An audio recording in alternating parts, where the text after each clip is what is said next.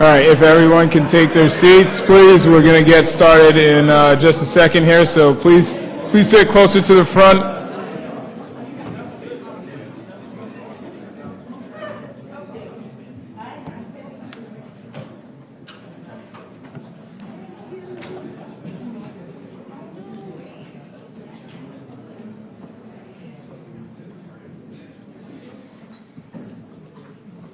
All right, awesome. So hopefully, how's everyone doing out there? Everyone good? Doing a good day? Awesome. We're very thankful for you lending us your time today. We're going to close it out strong. But before I introduce our next speaker, I would like all of us to please thank University of North Carolina for their support in this conference. They were a partner in this, and we kind of made a mistake of not having their logo up on here. But please know that today we bleed Duke blue and we bleed North Carolina blue as well. So please, if you see any UNC people, help me thank them. So coming on stage is Mutumwa Mawere. I hope I pronounced his name correctly. I've struggled with that today. But Mutumwa is an African business executive, pioneer, financer, banker, and entrepreneur, best known as the founder and chairman of Africa Resources Limited. He's known for having built one of the most powerful and influential corporations in Zimbabwe's history. Mr. Mawere was educated in Zimbabwe, Swaziland, the United Kingdom, and the United States, obtaining a Master of Science Management and an MBA in Finance and Investments degree. Among his first employers were the Industrial Development Corporation of Zimbabwe and the Merchant Bank of Central Africa. In 1988, he joined the World Bank, where he rose to become a senior investment officer with the International Finance Corporation. And believe you me, I know how difficult it is to become an investment officer, so kudos to him on that. In 1995, he became a resident of South Africa, obtaining citizenship in 2002. In 1995, he founded Africa Resources Limited, an investment holding company incorporated under the laws of the British Virgin Islands. Before moving to South Africa, the ARL group of companies grew organically and through acquisitions to become one of the largest and diversified black-controlled conglomerates with operations in South Africa, the UK, Zambia, Namibia, and Malawi, employing about 20,000 people and generating a turnover of about $400 million US. Please join me in welcoming Mutumwa Mawere to the stage.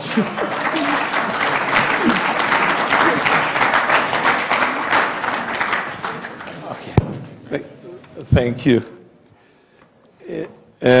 Good afternoon. After the morning session, it's very difficult to close. This is, I think I'll just summarize. I think we started with South African Airways, Todd Newman,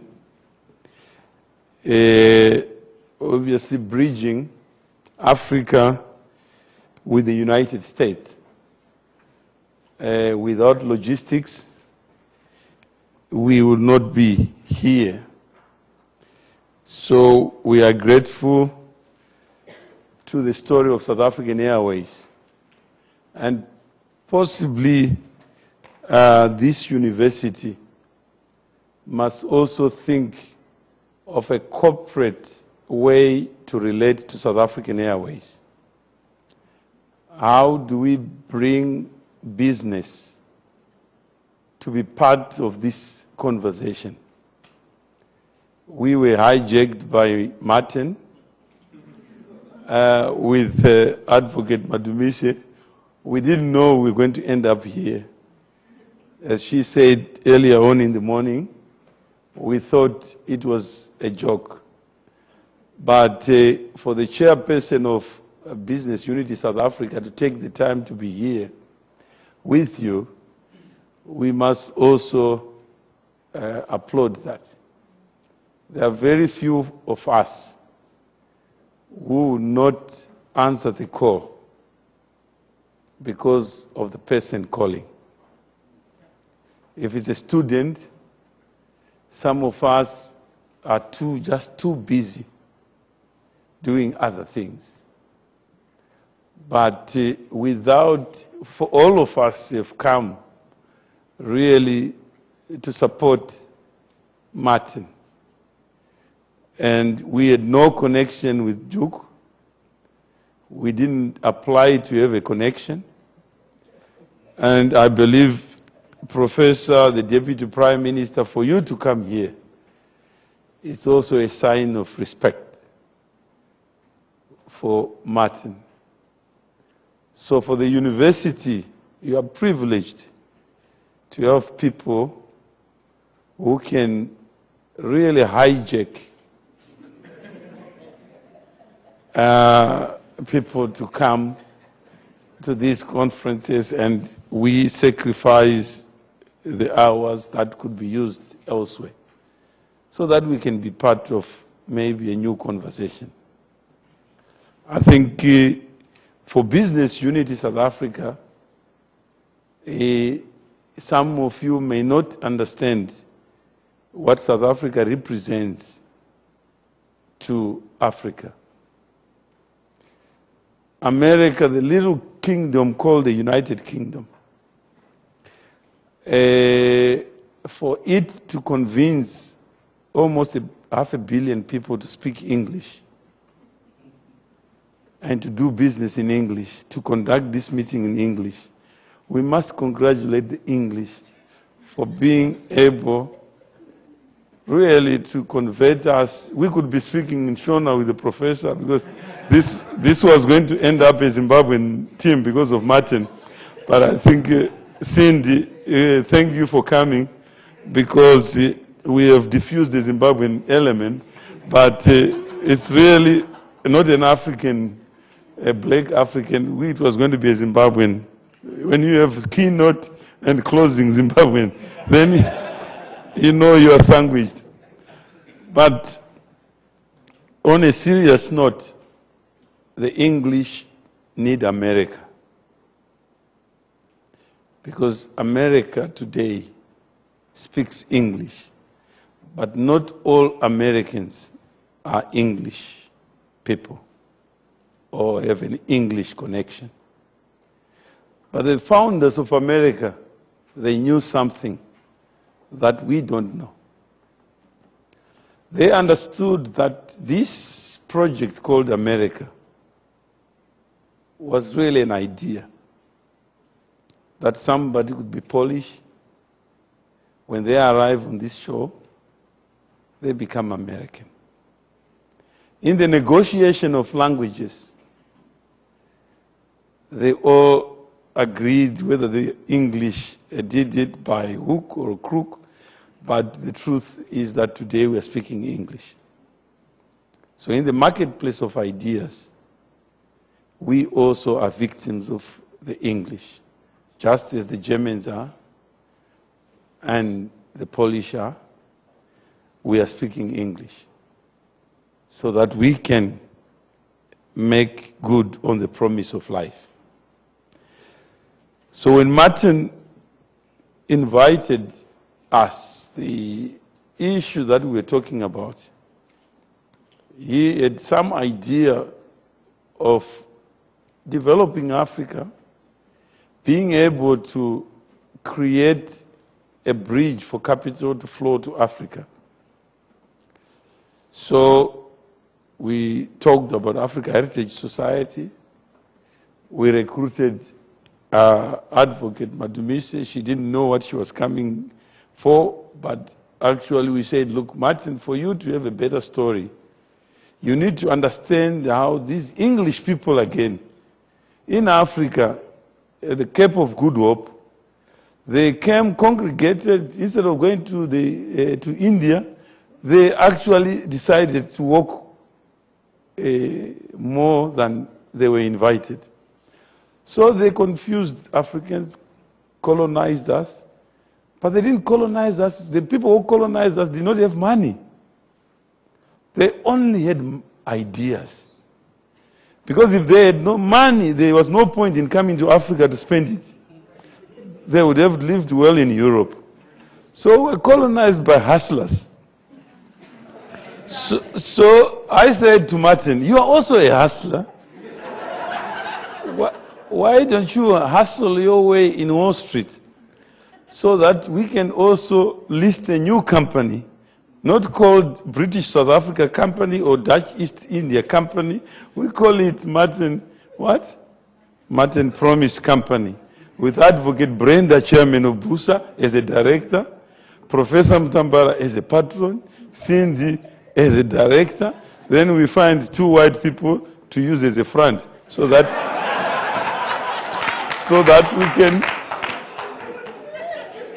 we can come to America and tell the African story in our own words, on our own time. Because indeed, the African story was told in Europe by poor white settlers. They raised money. And the people who gave the money actually did not know where the diamonds actually were in Africa.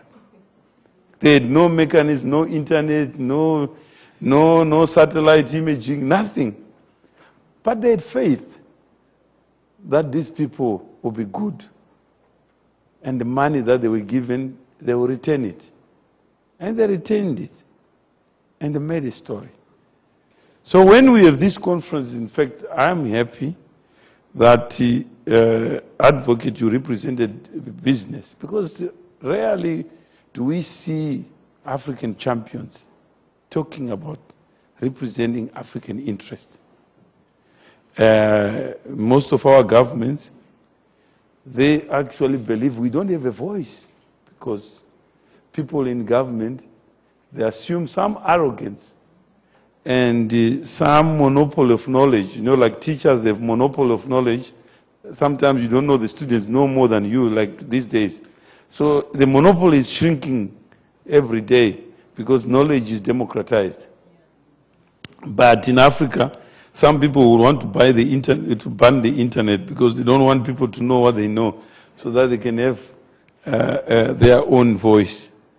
But that's the Africa we are coming from. How do we convert a person like Martin to a voice of Africa? By us being here. Because the university today will record this day as the day one African first-year student managed to convince all of us to come with no invoice to him. And how he convinced South African Airways to pay for the ticket and some to pay for something else. So when we arrive at that stage, we are building a new Africa. Because by strengthening the voice of one of your own students, then you are expanding the possibility. If you have time tonight before the Deputy Prime Minister goes, you can convince him.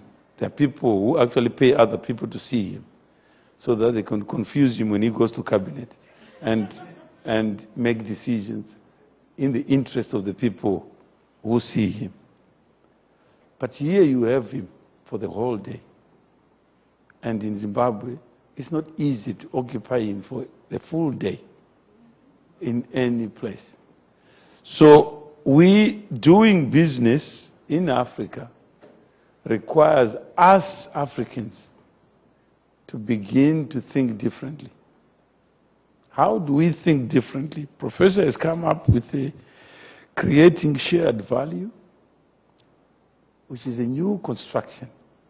Requires interrogation, introspection, and also your voice and faces on that conversation. How do we build businesses? So when you come to this university, you see the story of tobacco. Because James, is it Banks or Duke, was the son of Washington. The father did not have money. But today, we have Duke University. How many African addresses can accommodate a Mabaso University and celebrate even when he's dead, when she's dead, and have 100 years for us to come here and celebrate the name of the person we don't know? If we have to do business in Africa, let's understand this man called James Duke. He was an extraordinary man. At 33 years old, he was the first president of American Tobacco Company in 1890. The same year, Cecil John Rhodes, another Englishman, was sending a column to go and penetrate the country called Zimbabwe today. They were looking for gold. But Duke was able to think not of North Carolina, but to think of the world with North Carolinian roots.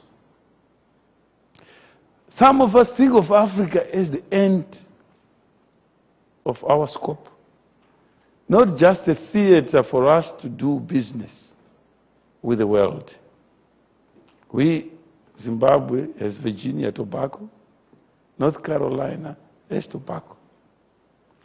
So our idea, the genius of our people, is us.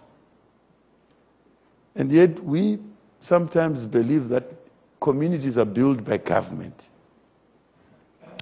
I was differing with the Deputy Prime Minister. It's a discussion we had before of value. He says minerals, you know, the good thing about that, God is so strange in sometimes. He makes good minerals, hides them in strange places. When they're hidden, they have no value. When they are found, they value. So where is the genius? Is it in the mineral? Where is the value? Or in finding them? That's the debate we ought to have. Where is the genius? I remember when I was at IFC, I stumbled on this prospect in South Africa. I go to South Africa, meet with Anglo-American. Said, Mawere, we have a fantastic project in Mali, but we need to finance the project. And because of the South African situation, it was before the end of apartheid, we want to be able to what? To borrow money from IFC. And I said, how many shares do you have? They said, we have 40%. And the other 40% is controlled by a Canadian company called I Am Gold, like I Am Gold. And the 20% is controlled by the government of Mali. So I said, no, for IFC to invest, we also need shares. So he says, how much do you need? I said, 10%. So Anglo said, I can't give up my 40 because it means I Am Gold will have more than what? More than what I have. So I then go to Mali for the presentation of the feasibility study. So fortunately there was Air Afrique. I get into Paris, the flight was cancelled. So we were there, then I see these two guys negotiating to cancel their ticket. They'd chartered a plane to go to Bamako. So I said, who the hell can be chartering a plane to go to Bamako? So I quickly figured out, I said, no, I Am Gold. He says, how did you know? I said, because I'm also going to Mali to see how best I can finance your project. So they gave me a lift to go to Bamako. So we arrived at 3 a.m. in Bamako. So somebody from the president's office comes to pick us up at the airport. We go to the president. So I knew these guys were all connected. So I said, how did you find? He says, we read King Solomon's Mines, and then we went to Mali, we got a concession for free. And after we got it, you know, they paid the school fees for the guy who was in the geology department. So the children to go to Canada or something. But they got the concession. Then they said, the next thing was what? Was how do we sell it? So we got these Anglo guys. We charged 20 million for 40%. In return for Anglo investing 100% of the cost for 40%. and we gave the government 20%. So we are, this plane, we are holding 20 million as we speak. And we control the government of Mali. So I confirmed when we arrived that they did control the government of Mali. So we get there. So we go and see the government, they make a presentation. So they said, Mawere, we can't give up 20%. Anglo must give up because they don't have the money. We gave them 40% already, provided they finance plus 20 million. We got the 20 million, but now they don't want to finance. So Anglo says, Mawere, we've got a problem, we can't do that. So I said, okay, can I negotiate with the government? So that we split with the government 10-10. So the two of them left me to negotiate. They said, you never get the government to agree. So I then negotiate, and we got the government, I got the government to agree. So IFC then bought 10% for $8 million. But I had to go to the board to what? To get it approved. So I then called Anglo to say, can you pay on our behalf? So that when I go to the board, we can refund you. So we agreed. That was in December. So just before Christmas, I'm on my way to Zimbabwe on holiday. I get a call from the president of Mali. He says, Mawere, we want to see you here. That deal is off. I said, what deal now? He says, no, you are a friend of Anglo-American.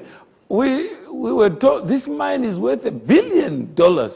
And you just gave up. I mean, you think we're stupid. Anglo gave us $8 million for something that is worth $100 million. So I called my director. I said, no, we have a problem. He says, can you just buy the ticket and go to Mali and find out what's going on? So I arrived there. There's a meeting at the president's office. And he says, Mawere, how can an African sell us out like this?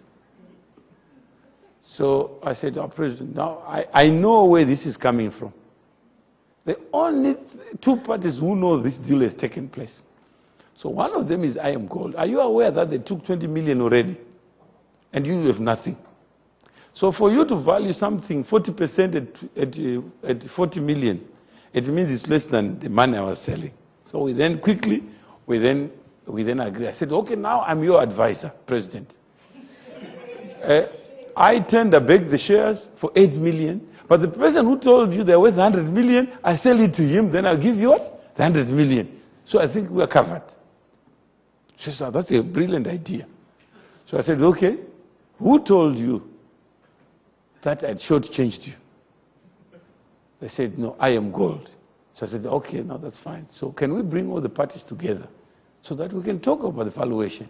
So they came in January. So we get there. And the Minister of Finance was chairing, Minister of Mines. So, you know, we ended up agreeing that they were wrong. And each one had to give up shares to allow IFC to get in. So I said, the only way we can secure this deal is for all of you to give up. So if you go to Anglo and look at the shareholding of a company called Sadiola Gold Mine, you see them owning 38% instead of 40%. So we got 2-2-2 from the 3 and ended up with 6%. But it was a negotiation. So there is no valuation. We have to find a way to negotiate with people who don't look like us, who may not like us. And like the Chinese says, how do you value your wife? How do you value your husband? When you're about to divorce, the value is different. When you're just married, the value is different. So, but it's the same wife. So let's find a way of understanding our geology. So Martin, I hope we can now confuse the Americans and put as much, so Professor, next time you give a concession, please give it to a black person before you give it to a white person, if you are concerned about color. But don't complain after you give it to the white person and then you tell us that I was wrong. Because we don't elect people to be wrong. We elect people to protect the African interest. I think there is no white person who has come to Africa stealing mineral concessions for the last 30, 50 years. Because we've been in charge as Africans. In Ghana, we've been in charge. So we can't accept this excuse that we make mistakes and we know where we are going. So let's secure Africa's future by taking an interest in its future. And when you take Raleigh, Durham, and Whitechapel, that four corner, the tobacco converted this place. Duke managed to sell this place to his friends, enemies, so that money could come here. Today, even medical. He was not a doctor, Duke. But today, this place, Durham, is a medical center because this man once lived. When 100 years from now, Professor, do you know this lady went to Zimbabwe to pursue SMM? She went to meet ministers, trying to imagine a South African having to go to Zimbabwe to say, what's wrong with Zimbabwe? When our laws would disadvantage a black person. So this is the challenge that we are facing as an African family. That our governments will rather protect the same people they despise. If I've traveled with Mr. Nicky Oppenheimer. On his Gulf Stream, we arrive at an airport. Black governments, black people would wear a nice suit president because he's seeing Mr. Oppenheimer. When it's Mawere, he comes in jeans. So until we can start respecting our own people, we'll never get it right. Duke was respected. He left an endowment of 40 million, and we did that. So that's all I can say. That I think, where is Martin? Is Gideon. So Martin, we will fight to make you the next Duke. So that when you live here, your new name is going to be James, is it B? Duke. So that you can trade in his name, learn his ways, learn his crooked ways, learn his straightforward ways. So that we can also make you have shared the same place, the same geography. Guys, you are enlightened. Don't go back to the bush where you were born. You are our eyes in the capital markets. Use them. You are our ears. Use them. So let's go to Wall Street with you. And with your nice degree, MBA, whatever it is, whether you pass or not, it's not important. It's just that certificate is more important than what we don't have them. So the guys who colonized did not have degrees. You know, Rhodes Scholar. Rhodes only went to university when he made the first million from the Rhodesian deal. And he had lied to his investors that he was not involved in the concession he was selling. And he got the money. They only discovered after he sold the Rudd concession that actually Mr. Rhodes was Mr. Rudd. He says, but it's too late, my friend. You bought value, you got value. That's the end. Capitalism is so sweet. You can't change deals. But he got the money. So understand our history. So we will work together to perfect the history. So I've written a book. I think we just wanted to. I'm in the process of finalizing a book. You know, there was one guy, Greg Mills, who said, why Africa is poor and what Africans can do about it. That's us. Why nations fail and Africa's what? Odious death.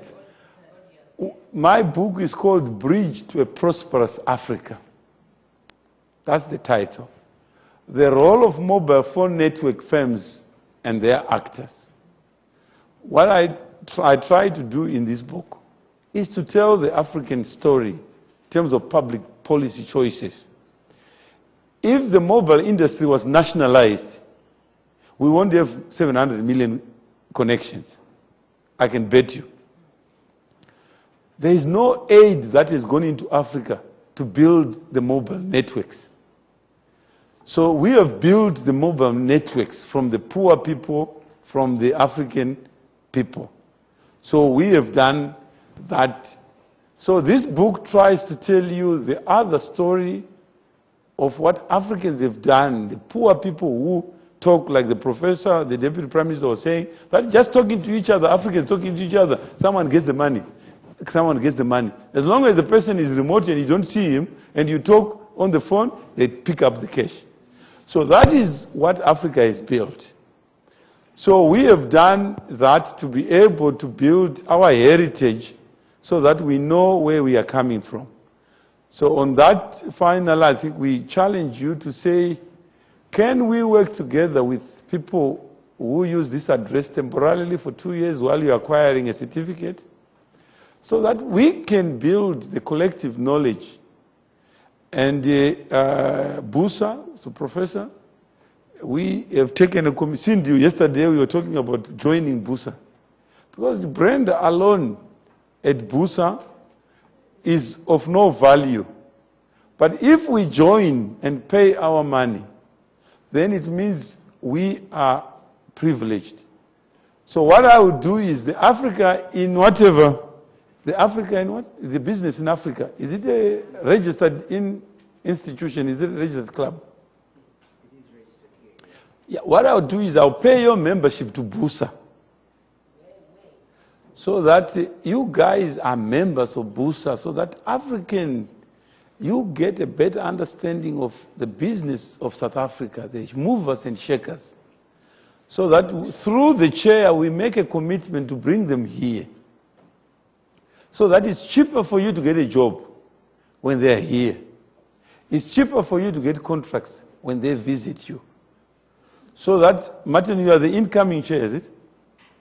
Me and Edward. Yeah, the co-chairs.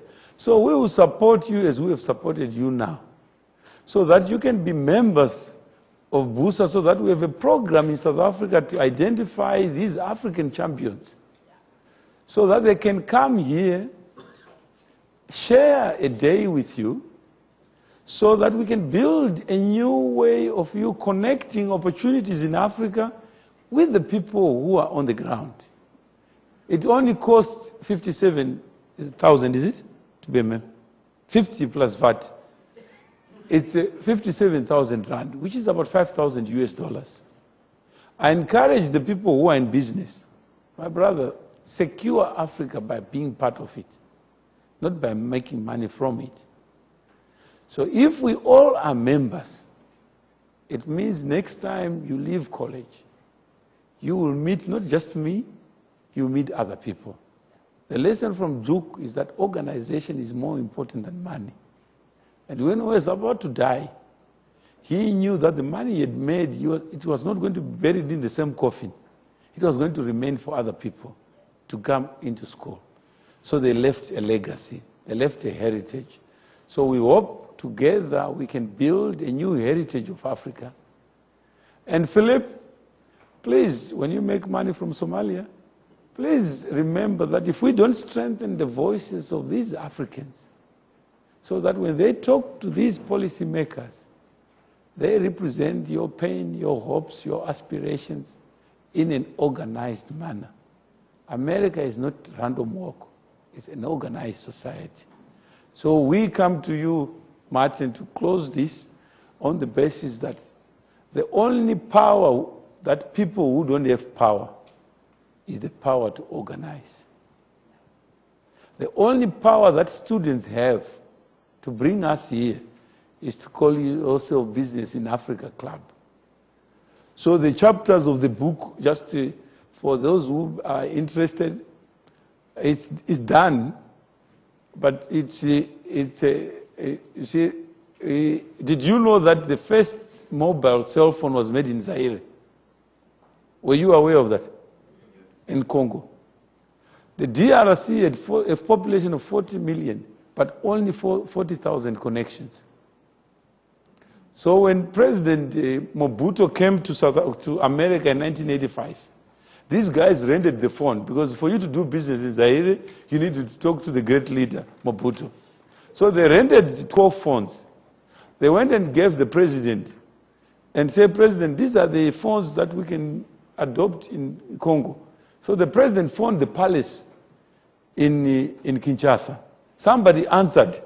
So he confirmed the phone works. Then the rest is history. So that's how business is done in Africa. You connect and you come in. So thank you very much.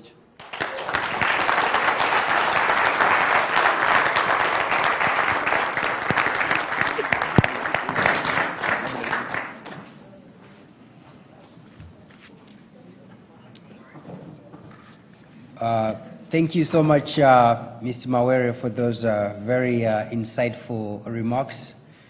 And thanks to everybody who came to support us today.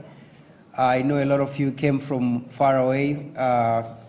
Thanks to our speakers that came all the way from Africa, to Duke for the first time. Really a huge vote of confidence in us. Very, very excited to continue selling the opportunities on the continent. Thanks to Professor Mutambara for taking time out of his hectic schedule to actually come and spend a day with us. Thanks to Advocate Brenda Madumise.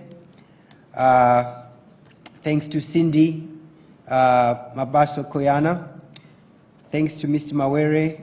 Thanks to Todd Newman with South African Airways for helping us with sponsoring this. Thanks to Philippe Halberg for coming all the way from New York to share your insights on your investments in Sudan. Thanks to Zachary Latif, who flew all the way from London to support us today. Thanks to Jamie Odell, who came all the way from New York. Thanks to Simba Mungu, flew all the way from Zimbabwe. Thanks to Paul Bernstein, who is with Pershing Square Foundation, came all the way from New York. Thanks to Mark Chiaviello from Standard Bank in New York. And thanks to Jordan Levy, who is with Ubuntu. Thank you to Peter Toms with Africa Capital Group. We're very grateful for what you did, taking time out of your busy schedules to come and spend time with the students here. Can we all give them a vote of thanks?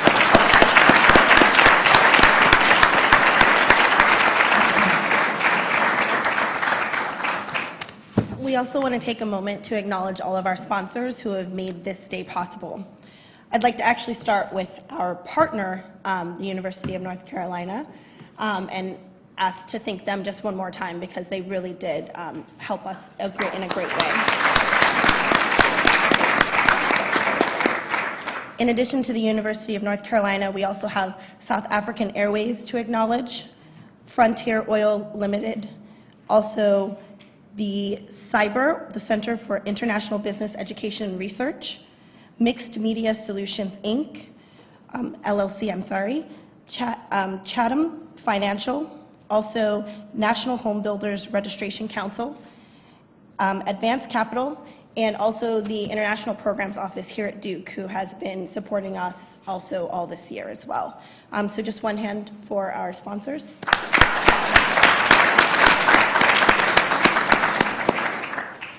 So as we conclude, again, deepest and most sincere thank you and love for coming and supporting us in this adventure. You know, Rotimi and Petra have really laid an amazing foundation for where Martin and I intend to take the club in this next year, and we are very excited and inspired by them as well as all of the speakers who came here today to show support and love for Duke University and the Business in Africa Club.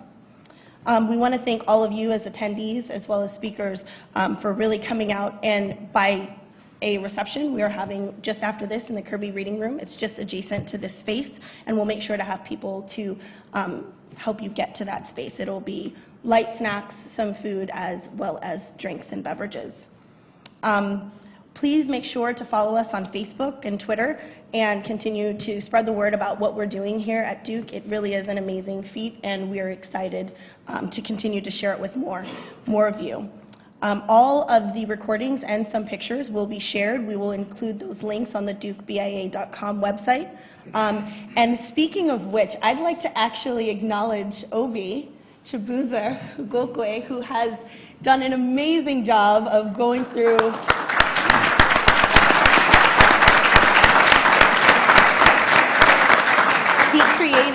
He created the website from scratch under our advisement and did a lot of fire drills on our behalf, and we just cannot thank you enough for your time and help in making this possible.